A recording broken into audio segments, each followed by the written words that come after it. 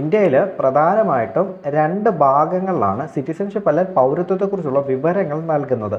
ഒന്നാമതായിട്ട് 1950 ജനുവരി 26 പുറത്തു വന്ന ഇന്ത്യൻ ഭരണഘടനയിലും പിന്നീട് 1955 ഇന്ത്യൻ പാർലമെൻറ്റ് പാസ്സാക്കിയ സിറ്റിസൺഷിപ്പ് ആക്ടിലും 1950 ജനുവരി 26 പുറത്തു വന്ന ഇന്ത്യൻ ഭരണഘടനയിൽ ആരാണ് ഭരണഘടന നിലവിൽ വരുന്ന സമയത്ത് ഇന്ത്യൻ പൗരൻ എന്നുള്ള കാര്യം മാത്രമേ പരാമർശിച്ചിട്ടുണ്ടായിരുന്നുള്ളൂ.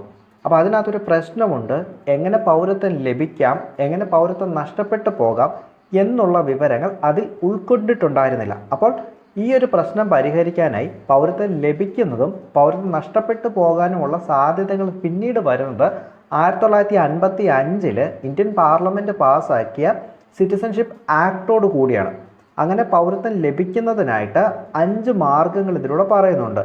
ബൈ ബർത്ത് അല്ലെങ്കിൽ law of soil, by descent അല്ലെങ്കിൽ ലോ ഓഫ് ബ്ലഡ്, അതുകൂടാതെ registration, naturalisation and incorporation of territory.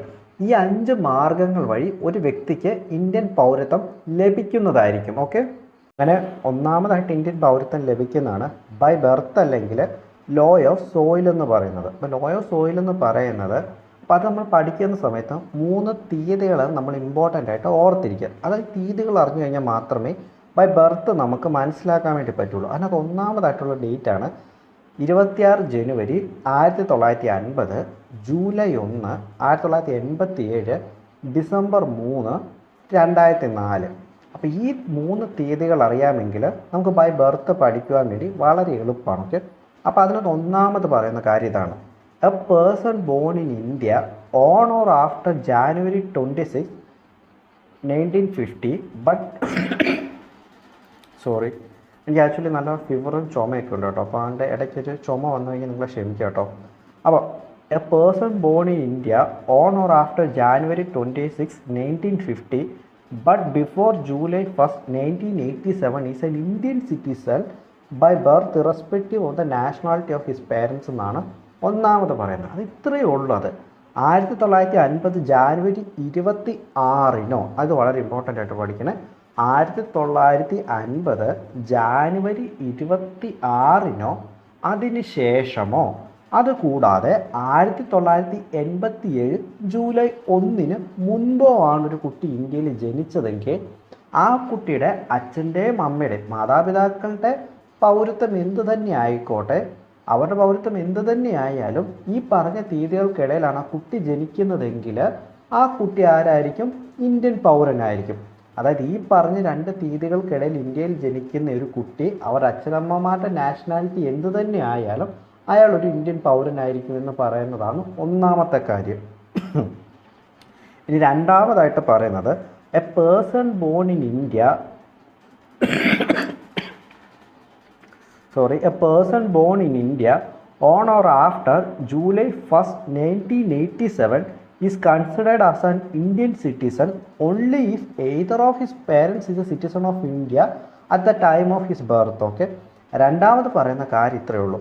ഒരു കുട്ടി ജൂലൈ 1, 1987 അതിന് ശേഷമോ ആണ് ജനിക്കുന്നതെന്ന് വിചാരിക്കുക. 1987 ജൂലൈ 1 അതിന് ശേഷമോ ആണ് ആ കുട്ടി ജനിക്കുന്നത്. അതുകൂടാതെ ആ കുട്ടി ജനിക്കുന്നത് 2004 ഡിസംബർ 3 മുന്നേ ആണെന്ന് വിചാരിക്കുക. അപ്പോൾ ഞാൻ ആ കാര്യത്തിനകത്ത് എഴുതാൻ വിട്ടുപോയതായിരിക്കും. ഓക്കെ, ഡിസംബർ 3 മുന്നേ ആണെന്നുള്ളത്. ഓക്കെ, അപ്പോൾ അങ്ങനെ ഈ 2 തീയതികൾക്കിടയിലാണ് ആ കുട്ടി ഇന്ത്യയിൽ ജനിക്കുന്നതെങ്കിൽ ആ കുട്ടി ഇന്ത്യൻ പൗരനായിരിക്കും. എപ്പോൾ? ആ കുട്ടിയുടെ ഏതെങ്കിലും ഒരു പേരൻസ്, അതിൻ്റെ അച്ഛനോ അമ്മയോ ഇന്ത്യൻ പൗരനാണെങ്കിൽ ആ കുട്ടി ആരായിരിക്കും? ഇന്ത്യൻ പൗരനായിരിക്കും. അതാണ് രണ്ടാമതായിട്ട് പറയുന്നത്. ഓക്കെ, ഇനി മൂന്നാമതായിട്ട് പറയുന്നത്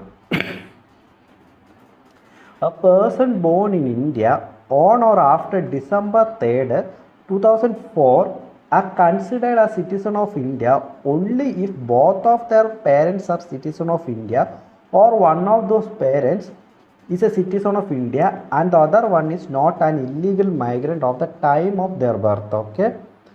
ഓക്കെ, അപ്പോൾ അതിനകത്ത് പറയുന്നത് വളരെ എളുപ്പമാണ്. ഓക്കെ, ഒരു കുട്ടി ഇന്ത്യയിൽ ജനിക്കുന്നത് ഡിസംബർ 3, 2004 ശേഷമാണെന്ന് വിചാരിക്കാം. അങ്ങനെ അതിനുശേഷം ജനിക്കുന്ന ഒരു കുട്ടിക്ക് ഇന്ത്യൻ പൗരത്വം ലഭിക്കും. എപ്പോൾ? ഒന്നല്ല എങ്കിൽ ആ കുട്ടിയുടെ അച്ഛനും അമ്മയും ബോത്ത് ഓഫ് ദ പേരൻസ്, മാതാപിതാക്കൾ രണ്ടുപേരും ഇന്ത്യൻ പൗരന്മാരായിരിക്കണം. അല്ല എങ്കിൽ ഇവരിൽ ഏതെങ്കിലും ഒരാൾ ഇന്ത്യൻ പൗരനും മറ്റേയാൾ ഇല്ലീഗൽ മൈഗ്രൻറ്റും ആകാൻ പാടില്ല. ഇല്ലീഗൽ മൈഗ്രൻ്റ് എന്ന് പറയുന്നത് പ്രോപ്പറായിട്ടുള്ളൊരു വിസ ഇല്ലാതെ നമ്മുടെ നാട്ടിൽ നിൽക്കുന്ന വ്യക്തികളെ നമുക്ക് ഇല്ലീഗൽ മൈഗ്രൻ്റ് എന്ന് വിളിക്കാം. ഓക്കെ, നമുക്കിങ്ങനെ അനധികൃതമായിട്ട് കടന്നു കയറി വരുന്ന വ്യക്തികളും ഇല്ലീഗൽ മൈഗ്രൻ്റ് ആണ്. ഓക്കെ, അപ്പോൾ ഇവരിൽ ഏതെങ്കിലും ഒരു പേരൻസ് ഇന്ത്യൻ സിറ്റിസണും അതുകൂടാതെ മറ്റേ പേരൻ്റ് എന്ന് പറയുന്നത് ഇല്ലീഗൽ മൈഗ്രൻ്റ് അല്ല എങ്കിലും 2004 ഡിസംബർ 3 ശേഷം ജനിക്കുന്ന ഒരു കുട്ടി ഇന്ത്യൻ പൗരനായിരിക്കും. അപ്പോൾ ഇത്രയും കാര്യങ്ങളാണ് സിറ്റിസൺഷിപ്പ് ബൈ ബർത്തിനകത്ത് പറയുന്നത്. ഓക്കെ, അതുകൂടാതെ ഒരു കാര്യം കൂടെ ഉണ്ട്. The childrens of foreign diplomats posted in India or enemy aliens cannot acquire Indian citizenship by birth. Okay, അതായത് ഫോറിൻ നമുക്ക് എംബസികളുണ്ടല്ലോ, വിദേശ എംബസികൾ നമ്മുടെ ഇന്ത്യയിൽ പ്രവർത്തിക്കുന്നുണ്ട്. അവരുടെ കുട്ടികളും അതുകൂടാതെ തന്നെ എനിമി ഏലിയൻസ് അതായത് നമ്മുടെ ശത്രുതയുള്ള രാജ്യങ്ങളിൽ നിന്നുള്ള പേരൻസിൻ്റെ മക്കളും ഒക്കെ അവർക്കും ഇന്ത്യയിൽ ഇന്ത്യൻ സിറ്റിസൺഷിപ്പ് നൽകുകയില്ല. അപ്പോൾ ഈ ഒരു കാര്യം കൂടെ ഇതിൻ്റെ കൂടെ കൂട്ടിച്ചേർക്കുക കേട്ടോ. അപ്പോൾ ഇതാണ് ഒന്നാമതായിട്ട് പറയുന്നത്. അക്വിസിഷൻ ഓഫ് സിറ്റിസൺഷിപ്പിനകത്ത് ഒന്നാമതായിട്ട് പറയുന്ന ബൈ ബർത്ത് ഇതാണ്. ഓക്കെ, ഇതിൽ നമ്മൾ രണ്ടാമതായിട്ട് പഠിക്കുന്നതാണ് ബൈ ഡിസെൻറ്റ് അല്ലെങ്കിൽ ലോ ഓഫ് ബ്ലഡ് എന്ന് പറയുന്നത്. അപ്പോൾ അതിൽ ഒന്നാമത്തേന്ന് പറയുന്നത് ഒരു കുട്ടി ജനിക്കുന്നത്. ഓക്കെ, ഒരു കുട്ടി ജനിക്കുന്നത് 1950 ജനുവരി 26 അതിന് ശേഷമോ ആണ്. ഓക്കെ, അത് കൂടാതെ ആ കുട്ടി ജനിക്കുന്നത് 1992 ഡിസംബർ 10 മുമ്പ് ആണെങ്കിൽ ഈ കുട്ടി ജനിക്കുന്നത് ഇന്ത്യക്ക് പുറത്ത് മറ്റൊരു രാജ്യത്താണെന്ന് വിചാരിക്കും. ഓക്കെ, അങ്ങനെയാണെങ്കിൽ ജനന സമയത്ത് ഈ കുട്ടിയുടെ അച്ഛൻ അല്ലെങ്കിൽ പിതാവ് ഇന്ത്യൻ പൗരനാണെങ്കിൽ ഈ കുട്ടിമാരായിരിക്കും ഇന്ത്യൻ പൗരനായിരിക്കും. അതാണ് ബൈ ഡിസെൻറ്റിനകത്ത് ഒന്നാമതായിട്ട് പറയുന്നത്. ഓക്കെ, ഒരു കുട്ടി ജനിക്കുന്നത് 1950 ജനുവരി 26 അതിന് ശേഷമോ ആണ്. അത് കൂടാതെ തന്നെ ഈ കുട്ടി ജനിക്കുന്നത് 1992 ഡിസംബർ 10 മുമ്പ് ആണെങ്കിൽ ഈ ജനിക്കുന്നതെന്ന് പറയുന്നത് ഇന്ത്യക്ക് പുറത്ത് മറ്റൊരു വിദേശ രാജ്യത്താണ് കേട്ടോ. അങ്ങനെയാണ് എങ്കിൽ ആ കുട്ടി ഇന്ത്യൻ പൗരനായിരിക്കും എപ്പോൾ ആ കുട്ടിയുടെ അച്ഛൻ അല്ലെങ്കിൽ ആ കുട്ടിയുടെ പിതാവ് എന്ന് പറയുന്ന വ്യക്തി ഇന്ത്യൻ പൗരനാണെങ്കിൽ ആ കുട്ടി ആരായിരിക്കും? ഇന്ത്യൻ പൗരനായിരിക്കും. രണ്ടാമതായിട്ട് പറയുന്നത് ഒരു കുട്ടി ജനിക്കുന്നത് 1992 ഡിസംബർ 10 അതിന് ശേഷമോ ആണെന്ന് വിചാരിക്കാം. അപ്പോൾ 2004 ഡിസംബർ 3 മുൻപ് ആണെന്നുള്ള കാര്യം നിങ്ങളൊന്ന് മനസ്സിലോർത്തിരിക്കണേ. ഞാൻ അതട്ടയ്ക്ക് എവിടെയൊക്കെ എഴുതാൻ വിട്ടുപോയിട്ടുണ്ട്. ഓക്കെ, അപ്പോൾ എങ്കിൽ നിങ്ങളുടെ ഞാൻ പറയണം, ഓർത്ത് വെക്കുക കേട്ടോ. ഒരു കുട്ടി ജനിക്കുന്നത് 1992 ഡിസംബർ 10 അതിന് ശേഷമോ ആണെന്ന് വിചാരിക്കുക. എവിടെ? ഇന്ത്യക്ക് പുറത്തുള്ള രാജ്യത്ത്. ഓക്കെ, അങ്ങനെയുള്ള സാഹചര്യത്തിൽ ആ കുട്ടിയുടെ മാതാപിതാക്കന്മാരിൽ ആരെങ്കിലും ഒരാൾ, അച്ഛനോ അമ്മയോ ആരെങ്കിലും ഒരാൾ ഇന്ത്യൻ പൗരനായി കഴിഞ്ഞാൽ ആ കുട്ടിയും ഇന്ത്യൻ പൗരനായിരിക്കുമെന്ന് പറയുന്നതാണ് ബൈ ഡിസെൻറ്റ് അല്ലെങ്കിൽ ലോ ഓഫ് ബ്ലഡിനകത്ത് രണ്ടാമത്തെ കാര്യം എന്ന് പറയുന്നത്. ഓക്കെ, ഇനി മൂന്നാമതായിട്ട് പറയുന്നത് ഒരു കുട്ടി ജനിക്കുന്നത്. ഒരു കുട്ടി ജനിക്കുന്നത് 2004 ഡിസംബർ 3 ഇന്ത്യക്ക് പുറത്ത് ജനിക്കുന്ന ഒരാളാണെന്ന് വിചാരിക്കുക. ഓക്കെ, അങ്ങനെ ജനിക്കുന്ന ഒരു വ്യക്തി, ഒരു കുട്ടി, ആ കുട്ടിയുടെ ജനനം ഒരു വർഷത്തിനുള്ളിൽ അതാത് രാജ്യങ്ങളിലുള്ള ഇന്ത്യൻ കോൺസുലേറ്റുകളിൽ അല്ലെങ്കിൽ എംബസികളിൽ രജിസ്റ്റർ ചെയ്യേണ്ടതാണ്. ഓക്കെ, ഇനി അങ്ങനെ രജിസ്റ്റർ ചെയ്തില്ല എന്ന് വിചാരിക്കുക, ഒരു വർഷത്തിനുള്ളിൽ ഈ കുട്ടീനെ അതാത് രാജ്യത്തിൻ്റെ കോൺസുലേറ്റ് അല്ലെങ്കിൽ എംബസി കൊണ്ടുപോയി ഇദ്ദേഹം ഒരു ഇന്ത്യൻ പൗരനാണെന്ന് രജിസ്റ്റർ ചെയ്തില്ലെന്ന് വിചാരിക്കാം.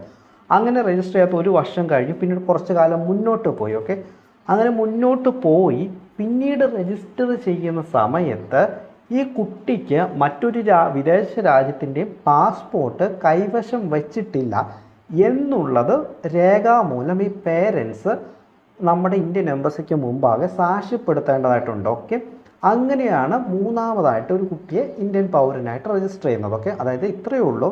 2004 ഡിസംബർ 3 ഒരു കുട്ടി ഇന്ത്യക്ക് പുറത്ത് ജനിക്കുന്നതെങ്കിൽ അങ്ങനെ ജനിക്കുന്ന കുട്ടിയുടെ ജനനം അതാത് രാജ്യങ്ങളിലുള്ള ഇന്ത്യൻ കോൺസുലേറ്റുകളിലെ എംബസികളിൽ ഒരു വർഷത്തിനുള്ളിൽ തന്നെ രജിസ്റ്റർ ചെയ്യേണ്ടതാണ്. ഓക്കെ, എന്നാൽ ഈ സമയത്തിന് രജിസ്റ്റർ ചെയ്തിട്ടില്ല എങ്കിൽ ഒരു വർഷം കഴിഞ്ഞു.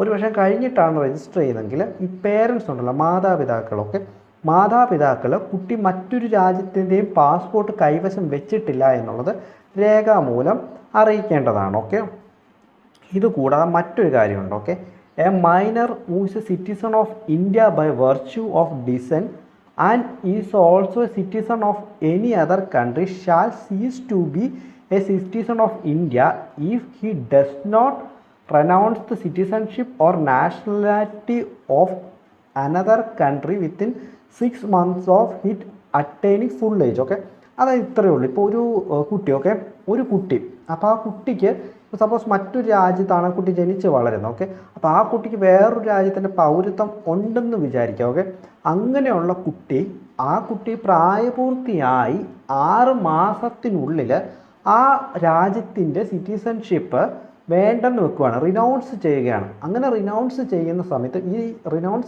സമയത്ത് ഈ കുട്ടി ആരായിട്ട് മാറും? ഇന്ത്യൻ പൗരനായിട്ട് മാറും. ഓക്കെ, അതാണ് അവസാനമായിട്ട് പറയുന്നത്. ഓക്കെ, അതായത് ഒരു കുട്ടി ഉണ്ടെന്ന് വിചാരിക്കുക, ആ കുട്ടിക്ക് മറ്റൊരു രാജ്യത്തിൻ്റെ പൗരത്വം ഉണ്ടെന്ന് വിചാരിക്കാം. മറ്റൊരു രാജ്യത്തിൻ്റെ പൗരത്വമുള്ള ആ കുട്ടിക്ക് പ്രായപൂർത്തിയായി പിന്നീട്ടൊരു 6 മാസത്തിനുള്ളിൽ ആ കുട്ടി ആ രാജ്യത്തിൻ്റെ പൗരത്വം വേണ്ട എന്ന് വെക്കുകയാണെങ്കിൽ ആ കുട്ടിക്ക് ഇന്ത്യൻ പൗരത്വം ലഭിക്കുന്നതായിരിക്കും. അതാണ് ഏറ്റവും അവസാനമായിട്ട് ബൈ ഡിസെൻറ്റിനകത്ത് പറയുന്നത്. ഓക്കെ,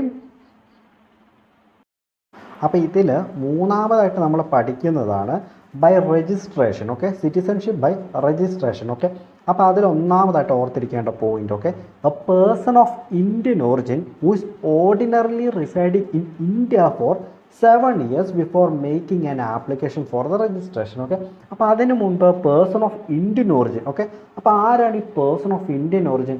അയാളുടെ പേരൻസ്. ഓക്കെ, അയാളുടെ പേരൻസ് അൺഡിവൈഡഡ് ആയിട്ടുള്ള ഇന്ത്യയിലാണ് ജനിച്ചതെങ്കിൽ അയാളെ നമുക്ക് എന്തെന്ന് വിളിക്കാം? പേഴ്സൺ ഓഫ് ഇന്ത്യൻ ഒറിജിൻ എന്ന് വിളിക്കാം. ഓക്കെ, അപ്പോൾ അങ്ങനെയുള്ളൊരു വ്യക്തി 7 വർഷമായിട്ട് ഇന്ത്യയിൽ താമസിച്ച് വരുന്നൊരു വ്യക്തിയാണെങ്കിൽ അയാൾക്ക് എന്ത് രജിസ്റ്റർ ചെയ്യാൻ വേണ്ടി സാധിക്കും?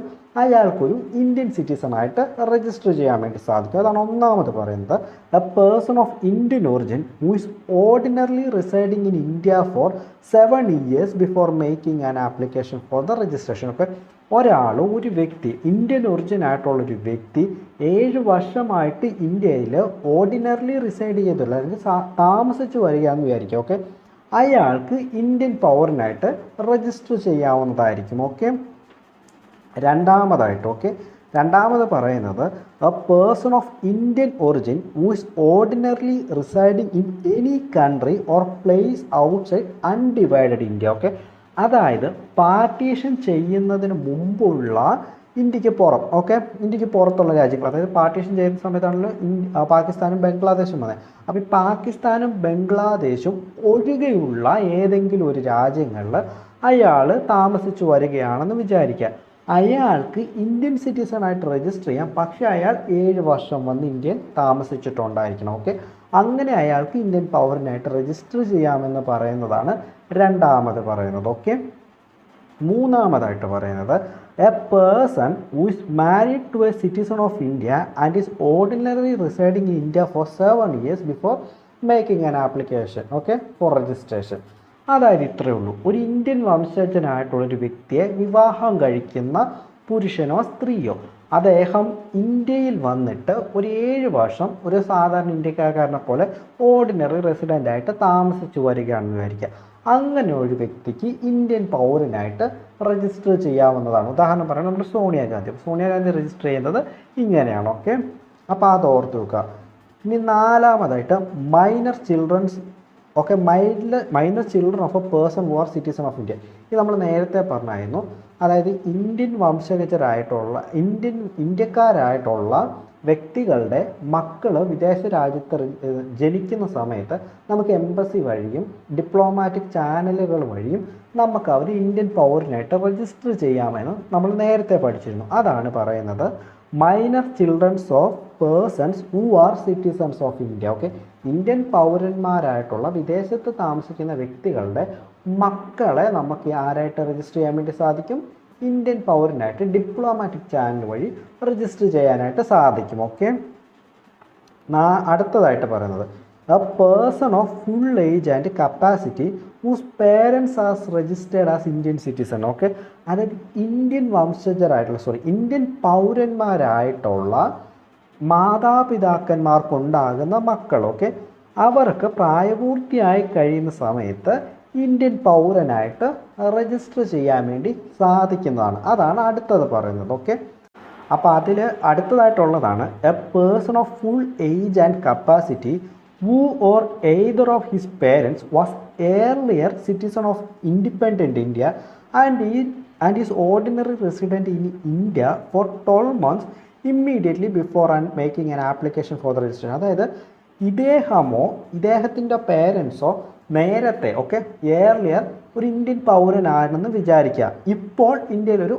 ഓർഡിനറി റെസിഡൻ്റ് ആയിട്ട് താമസിച്ചു വരികയാണ്. ഓക്കെ, അങ്ങനെയുള്ള വ്യക്തികൾക്ക് ഏകദേശം ഒരു വർഷം ഇന്ത്യയിൽ താമസിച്ചതിന് ശേഷം ഇന്ത്യൻ പൗരനായിട്ട് രജിസ്റ്റർ ചെയ്യാമെന്ന് പറയുന്നതാണ് അടുത്തതെന്ന് പറയുന്നത്. ഓക്കെ, ഇനി നെക്സ്റ്റ് ആയിട്ട് പഠിക്കേണ്ടത് a person of full age and capacity who has been registered as an overseas citizen of Indian card holder for 5 years and who is ordinary resident in India for 12 months before making an application for registration. അതായത് OCI കാർഡുള്ള overseas citizen of India card 5 വർഷമായിട്ട് കൈവശമുള്ള ഒരു വ്യക്തി. Okay, അദ്ദേഹത്തിന് Indian പൗരനായിട്ട് register ചെയ്യാം. ഇങ്ങനെ അദ്ദേഹം ഒരു വർഷം ഇന്ത്യയിൽ ഒരു ഓർഡിനറി റെസിഡൻ്റ് ആയിട്ട് താമസിച്ചതിന് ശേഷം. ഓക്കെ, അതിന് ഇത്രയും രീതികളിലാണ് സിറ്റിസൺഷിപ്പ് ബൈ രജിസ്ട്രേഷനിലൂടെ ഇന്ത്യൻ പൗരത്വം ലഭിക്കുന്നത്. ഓക്കെ, അടുത്തതായിട്ടുള്ളതാണ് സിറ്റിസൺഷിപ്പ് ബൈ നാച്ചുറലൈസേഷൻ. ഓക്കെ, ഒരു വിദേശ പൗരന്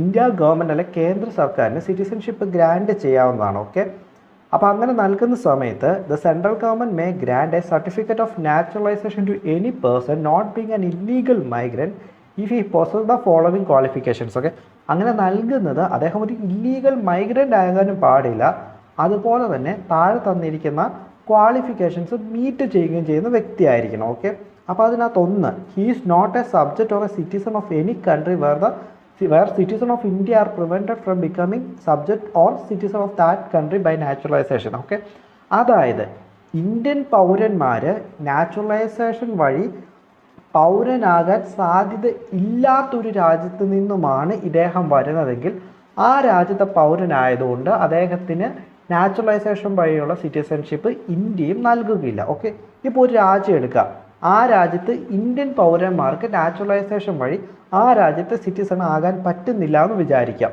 ആ ഉദാഹരണം പറയുവാണെങ്കിൽ സൗദി അറേബ്യയിൽ ഇന്ത്യൻ പൗരന്മാർക്ക് സിറ്റിസൺ ആകാൻ വേണ്ടി സാധിക്കില്ല. അതേ സൗദി അറേബ്യയിൽ നിന്നും ഒരാൾ നമ്മുടെ രാജ്യത്തേക്ക് വരികയാണെന്ന് വിചാരിക്കാം. ആ രാജ്യത്തു നിന്ന് വരുന്ന വ്യക്തിക്ക് ഇന്ത്യയും എന്ത് ചെയ്യുന്നു, സിറ്റിസൺഷിപ്പ് നൽകുകയില്ല. ഒന്നാമത്തെ കാര്യം, അതായത് ഇന്ത്യൻ വംശജരായിട്ടുള്ള അല്ലെങ്കിൽ ഇന്ത്യക്കാർക്ക് സിറ്റിസൺഷിപ്പ് നൽകുന്ന രാജ്യങ്ങൾക്ക് മാത്രമേ ആ രാജ്യത്തു നിന്നുള്ള വ്യക്തികൾക്ക് ഇന്ത്യയിലും സിറ്റിസൺഷിപ്പ് നൽകുകയുള്ളൂ. ഓക്കെ, അടുത്തതായിട്ട് he undertakes to renounces the citizenship of other country in the event of his application for Indian citizenship being accepted. Okay, അതായത് ഇന്ത്യയിൽ പൗരത്വത്തിന് വേണ്ടി ഇയാളൊരു ആപ്ലിക്കേഷൻ നൽകുകയാണെന്ന് വിചാരിക്കുക. അപ്പോൾ ആ ആപ്ലിക്കേഷൻ നമ്മുടെ ഇന്ത്യ ഗവൺമെൻറ് അല്ലെങ്കിൽ ഇന്ത്യ എന്ന് പറയുന്ന രാജ്യം അംഗീകരിക്കും. അങ്ങനെ അംഗീകരിക്കുന്ന സമയത്ത് ഇദ്ദേഹം എന്ത് ചെയ്യണം, ഇദ്ദേഹത്തിൻ്റെ പഴയത് ഏത് രാജ്യത്തിൻ്റെ സിറ്റിസൺഷിപ്പാണോ ആ സിറ്റിസൺഷിപ്പ് റിനൗൺസ് ചെയ്യണം അല്ലെങ്കിൽ ഉപേക്ഷിക്കണം. ഓക്കെ, അതാണ് രണ്ടാമത്തെ കണ്ടീഷൻ എന്ന് പറയുന്നത്. ഓക്കെ, മൂന്നാമത്, he has either resident in India or been in service of government of India or partially one and partially the other through out the period of 12 months immediately preceding the date of application. അതായത് ഇദ്ദേഹം ഈ Indian പൗരനാകാൻ വേണ്ടിയുള്ള application നൽകുന്നില്ലേ, അതിന് തൊട്ടു മുന്നേ ഉള്ള 12 മാസങ്ങളൊക്കെ അദ്ദേഹം either ഇന്ത്യയിൽ സ്ഥിരതാമസമാക്കുകയോ അല്ല എങ്കിൽ ഗവൺമെൻറ് ഓഫ് ഇന്ത്യയിലെ ഏതെങ്കിലും സർവീസസുമായിട്ടുള്ള ബന്ധപ്പെട്ട കാര്യങ്ങളിൽ പ്രവർത്തിച്ചു വരികയോ അല്ല എങ്കിൽ പാർഷ്യലി ഇതിലേതെങ്കിലും ഒരു കാര്യം ചെയ്യുകയാണെങ്കിൽ മാത്രമേ ഇദ്ദേഹത്തിന് എന്ത് ചെയ്യാൻ വേണ്ടി പറ്റുള്ളൂ, ആപ്ലിക്കേഷൻ സബ്മിറ്റ് ചെയ്യാൻ വേണ്ടി പറ്റുള്ളൂ. അപ്പോൾ ഇദ്ദേഹം ആപ്ലിക്കേഷൻ സബ്മിറ്റ് ചെയ്യുന്നതിന് മുമ്പിൽ ഈ 2 കാര്യങ്ങൾ ഏതെങ്കിലും ഒന്ന് ചെയ്തിട്ടുണ്ടായിരിക്കണം കഴിഞ്ഞ 12 മാസങ്ങളിലായിട്ട്. എന്തൊക്കെയാണ് കഴിഞ്ഞ 12 മാസങ്ങളിലായിട്ട് ചെയ്യേണ്ട കാര്യങ്ങൾ? ഒന്നല്ലെങ്കിൽ ഇന്ത്യയിലെ റെസിഡൻ്റ് അല്ലെ ഇന്ത്യയിൽ താമസിച്ചു വരിക, അല്ലെങ്കിൽ ഇന്ത്യയിലെ ഏതെങ്കിലും ഗവൺമെൻറ് ഓഫ് ഇന്ത്യയുടെ ഏതെങ്കിലും സർവീസുമായിട്ട് ബന്ധപ്പെട്ട് പ്രവർത്തിച്ചു വരിക, അല്ലെങ്കിൽ പാർഷ്യലി ഇത് രണ്ടിൽ ഏതെങ്കിലും ഒരു കാര്യങ്ങൾ കഴിഞ്ഞ 12 മാസമായിട്ട് ചെയ്തു വരുന്ന ആൾക്ക് മാത്രമേ ഈ ആപ്ലിക്കേഷൻ സബ്മിറ്റ് ചെയ്യാൻ വേണ്ടി സാധിക്കത്തുള്ളൂ. ഓക്കെ. ഇനി അടുത്തത് പറയുന്നത് during the 14 years immediately preceding the set period of 12 months. Okay. അപ്പോൾ ഈ നേരത്തെ പറഞ്ഞ 12 മാസം ഉണ്ടല്ലോ, ആ 12 മാസത്തിന് തൊട്ടു മുന്നേയുള്ള 14 വർഷം he has either resident in India or been in the service of government of India or partially one another and partially other for the period amount in aggregate not less than 11 years. Okay.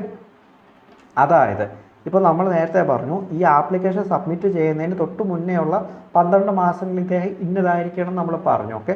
അപ്പോൾ അതിന് തൊട്ട് മുന്നേ ഉള്ള ഈ 12 മാസങ്ങൾക്ക് മുമ്പേ ഉള്ള 14 വർഷങ്ങളിൽ അതിൽ മിനിമം 11 വർഷത്തോളം, ഓക്കെ, അതിലും ആ മുന്നേ ഉള്ള 14 വർഷത്തിൽ മിനിമം 11 വർഷത്തോളം അയാൾ എന്ത് ചെയ്തിരിക്കണം, ഇന്ത്യയിൽ താമസിച്ചു വരികയോ അല്ല എങ്കിൽ ഇന്ത്യയിൽ ഏതെങ്കിലും ഗവൺമെൻറ് ഓഫ് ഇന്ത്യയുടെ ഏതെങ്കിലും സർവീസസുമായിട്ട് ബന്ധപ്പെട്ട് പ്രവർത്തിച്ചു വരികയോ അല്ല പാർഷ്യലി ഈ രണ്ട് കാര്യങ്ങളിൽ ഏതെങ്കിലും ഒന്ന് ചെയ്തു വരികയോ ചെയ്യുകയാണെങ്കിൽ മാത്രമേ അയാൾക്ക് ഇന്ത്യൻ പൗരനായിട്ടുള്ള ആപ്ലിക്കേഷൻ സബ്മിറ്റ് ചെയ്യാൻ വേണ്ടി സാധിക്കുകയുള്ളൂ. Okay.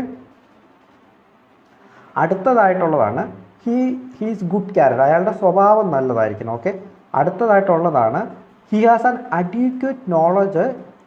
adequate knowledge of a language specified in the 8th schedule of the Indian Constitution. Okay.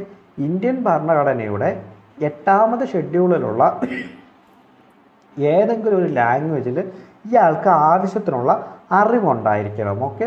അപ്പോൾ ഇത്രയും കാര്യങ്ങളാണ് പറയുന്നത്. ഇനി ഇത് കൂടാതെ ഒരു സ്പെഷ്യൽ പ്രൊവിഷൻ ഉണ്ട്. ആ സ്പെഷ്യൽ പ്രൊവിഷൻ എന്ന് പറയുന്നത് ഇപ്പോൾ നമ്മുടെ ഗവൺമെൻറ് ഓഫ് ഇന്ത്യ ഉണ്ട്. ഗവൺമെൻറ് ഓഫ് ഇന്ത്യക്ക് ചില പ്രത്യേക വ്യക്തികൾക്ക് സിറ്റിസൺഷിപ്പ് ഇതൊന്നുമില്ലാതെ തന്നെ ഗ്രാൻറ്റ് ചെയ്യാൻ വേണ്ടി സാധിക്കും. അപ്പോൾ അത് ഏതൊക്കെയാണ്? ഇപ്പം നമ്മുടെ ആർട്സ് അല്ലെങ്കിൽ എന്താ പറയണേ സയൻസ് ആൻഡ് ടെക്നോളജി അല്ല അങ്ങനെ കുറച്ച് കാര്യങ്ങൾ പറയുന്നുണ്ട്. ഓക്കെ.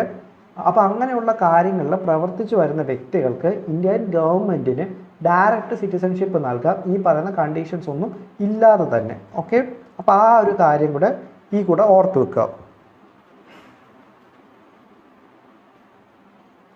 ഇനി അടുത്തതായിട്ടുള്ളതാണ് 5ാമതായിട്ട് സിറ്റിസൺഷിപ്പ് അക്വയർ ചെയ്യാൻ പറ്റുന്നതാണ് ഇൻകോർപ്പറേഷൻ ഓഫ് ടെറിട്ടറി. ഓക്കെ. അപ്പോൾ ഇന്ത്യയോട് ഏതെങ്കിലും ഒരു ഭൂപ്രദേശം ചേർക്കപ്പെടുകയാണെന്ന് വിചാരിക്കുക. ഇന്ത്യയോട് ഏതെങ്കിലും ഒരു ഭൂപ്രദേശം ചേർക്കപ്പെടുന്ന സമയത്ത് ആ ചേർക്കപ്പെടുന്ന ഭൂപ്രദേശത്തിലുള്ള വ്യക്തികളെ ഏത് സിറ്റിസൺഷിപ്പ് ആവും? ഇപ്പോൾ ബംഗ്ലാദേശിൻ്റെ കുറച്ച് ഭാഗങ്ങൾ ഇന്ത്യയോട് ചേർക്കപ്പെടുമെന്ന് വിചാരിക്കുക. അപ്പോൾ അങ്ങനെ ചേർക്കപ്പെടുന്ന സമയത്ത് അവിടെ താമസിക്കുന്ന ജനങ്ങളും ഇന്ത്യൻ പൗരന്മാരായിട്ട് മാറുന്നതായിരിക്കും. അതാണ് ഇൻകോർപ്പറേഷൻ ഓഫ് ടെറിട്ടറി. ഏതെങ്കിലും ഒരു രാജ്യത്തിൻ്റെ ഭാഗം ഇന്ത്യയുടെ ഭാഗമായിട്ട് മാറുകയാണെങ്കിൽ ആ പ്രദേശത്തുള്ള വ്യക്തികളും ഇന്ത്യൻ പൗരനായിട്ട് മാറും എന്ന് പറയുന്നതാണ് ബൈ ഇൻകോർപ്പറേഷൻ ഓഫ് ടെറിട്ടറി എന്നുള്ളതുകൊണ്ട് അർത്ഥമാക്കുന്നത്. ഓക്കെ. അപ്പോൾ ഇത്രയുമാണ് നമ്മുടെ അക്വിസിഷൻ ഓഫ് സിറ്റിസൺഷിപ്പിനകത്ത് പഠിക്കാനുള്ളത്. എനിക്ക് നല്ല രീതിയിലുള്ള ശ്വാസം മുട്ടലും ചുമയൊക്കെ ഉണ്ടായിരുന്നു. എനിക്ക് അതുകൊണ്ടറിയാം പലയിടത്തും ഇതിനകത്ത് ബുദ്ധിമുട്ടുകൾ വന്നിട്ടുണ്ട്. അപ്പം അതിനകത്ത് എന്തെങ്കിലുമൊക്കെ പോരായ്മകളുണ്ടെങ്കിൽ നിങ്ങൾ ക്ഷമിക്കുക കേട്ടോ.